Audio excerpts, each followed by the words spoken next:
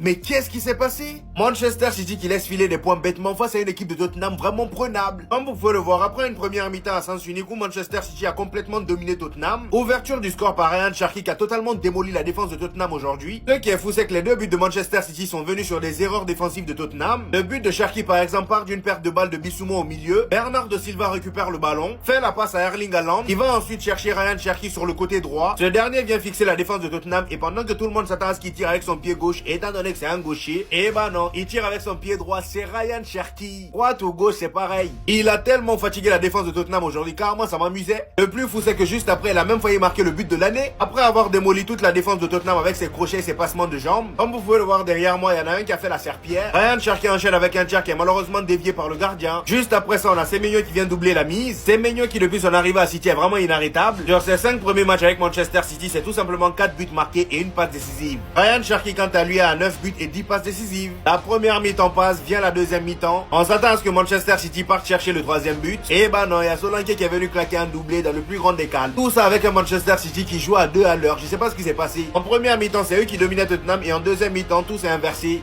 Perte de balles bêtes en défense, finalement, égalisation. J'espère vraiment pour eux qu'ils vont pas le regretter parce que là, c'est des points précieux. Au moment où je vous parle, Arsenal est toujours premier avec 53 points. Manchester City deuxième avec 47 points. Aston Villa troisième avec 46 points. Man United quatrième avec 41 points. Alors là, c'est une folie ce que Manchester United vient de faire. Depuis son arrivée, les amis, les hommes de Michael Carrick sont imprenables. Aujourd'hui, gros match à domicile contre Fulham. Fulham qui est actuellement 8ème de première ligue. On a assisté à un match très ouvert avec des occasions de part et d'autre. 14 tirs au total pour Fulham et 13 tirs au total pour Manchester United. Et 6 tirs cadrés chacun. Malheureusement pour Fulham, dès la 19e minute, il y a notre cher Casemiro qui ouvre le score. Sur un magnifique but de la tête en plus de ça, regardez-moi la détente s'il vous plaît. Juste après lui, dès le début de la deuxième mi-temps, à la 56e minute, on a Cunha qui vient doubler la mise. Cunha qui vient célébrer son but comme d'habitude avec sa petite danse. Et c'est un but qui de base donnait l'impression à Manchester United d'être à l'abri, sauf que pas du tout. À la 85e minute, penalty pour Fulham, Jimenez réduit le score. Et c'est là on commence à s'inquiéter pour Manchester United. À la 91e minute, il y a Fulham qui égalise grâce à un but de Kevin.